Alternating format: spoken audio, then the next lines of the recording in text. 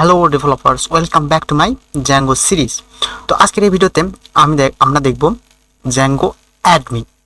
Zango আমাদের একটা default admin panel বা কার্ড অপারেশন করার জন্য একটা অ্যাডমিন প্যানেল দিয়ে থাকে। তো এটা কিভাবে ব্যবহার করতে হয় এবং কিভাবে সুপার ইউজার ক্রিয়েট করতে হয় এই ভিডিওতে আমরা বিস্তারিত দেখব। তো চলো ভিডিওটি শুরু করি। তো আমি চলে এলাম আমার এডিটরে। আমরা গত ক্লাসে একটা টেমপ্লেট বানাইছিলাম এবং একটা মডেল বানাইছিলাম, এই মডেলটা।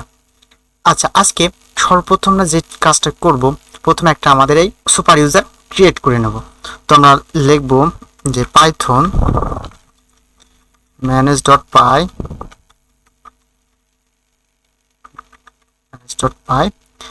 create super user, create super user, super, sorry একটা পি হবে, সুপার ইউজার ইউএসইআর, কোনো স্পেস থাকবে না। আচ্ছা, এরপর প্রথমে যে জিনিসটা দেবো সেটা হচ্ছে আমার ইউজার নেম দিয়ে দেবো। তো ইউজার নেম আমরা অ্যাডমিন দেবো, ইমেল অ্যাড্রেস দেবো অ্যাডমিন। অবশ্যই এটা ভ্যালিড ইনভ্যালিড চেক করবে না, যে কোনো একটা ইনভ্যালিড ইমেল অ্যাড্রেস দিলেই হলো। তারপর দেবো পাসওয়ার্ডও অ্যাডমিনই দেবো, কারণ আমাদের কি মনে রাখা সুবিধা হবে এবং আমরা আমাদের লাইফে যতগুলো ডেভেলপমেন্ট সার্ভারে কাজ করব সব পাসওয়ার্ড সহ সরিয়ে দেবো, কারণ ডেভেলপমেন্ট সার্ভারে অন্তত কেউ হ্যাক করবে না আমাদের সিস্টেমটা। অবশ্যই এটা প্রোডাকশনে করার জন্য খুবই রিস্ক, আমরা প্রোডাকশনে এই কাজটি করবো না। এবং আমরা আবার দেবো অ্যাডমিন, এখানে ওয়াই প্রেস করব, মানে বাইপাস করবো পাসওয়ার্ড ভ্যালিডেশন। আমরা ভ্যালিডেশন বাইপাস করলাম, একটা সুপার ইউজার ক্রিয়েট হয়ে গেছে। এবার আমরা কি করব, এবার যেহেতু আমাদের ডাটাবেস মাইগ্রেশন কমপ্লিট হয়েছে, সুপার ইউজার তৈরি করা হয়ে গেছে, তো এখন আমরা এটা আমাদের সার্ভারটি রান করব। তাহলে সার্ভারটি রান করার কমান্ড হচ্ছে পাইথন manage.py রান সার্ভার। এরপরে আমরা এখানে লিখবো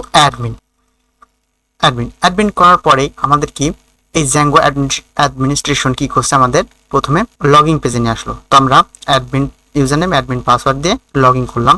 লগইন করার পর এটা হলো আমাদের জ্যাঙ্গো ডিফল্ট লগইন পেজ, অর্থাৎ অ্যাডমিন প্যানেল। এখানে আমরা যে কোনো একটা মডেলের কার্ড অপারেশন করতে পারি। তো আমি চাই যে এখানে আমাদের যে অ্যাপটা আসুক সেই অ্যাপের কিছু মডেল এখানে শো করুক, কারণ তো আমাদের কার্ড অপারেশন করার প্রয়োজন। তো এখন আমার কি করা দরকার, আমার যে মডেলটা আমরা তৈরি করেছিলাম model.py ফাইলে, এই মডেলটা এখন কি আমার রেজিস্ট্রেশনের প্রয়োজন অ্যাডমিন প্যানেলে। তো আমরা কি করব, আমরা এখান থেকে চলে যাব admin.py ফাইলে, এখান থেকে আমরা কি রেজিস্ট্রেশন করব।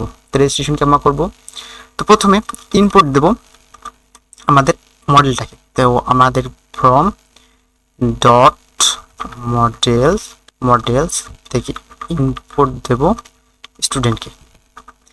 এরপরে রেজিস্ট্রেশন করব। তো রেজিস্ট্রেশন কিভাবে করব, admin dot site dot register, এবং এখানে আমাদের মডেলটার নাম দিয়ে দেবো স্টুডেন্ট।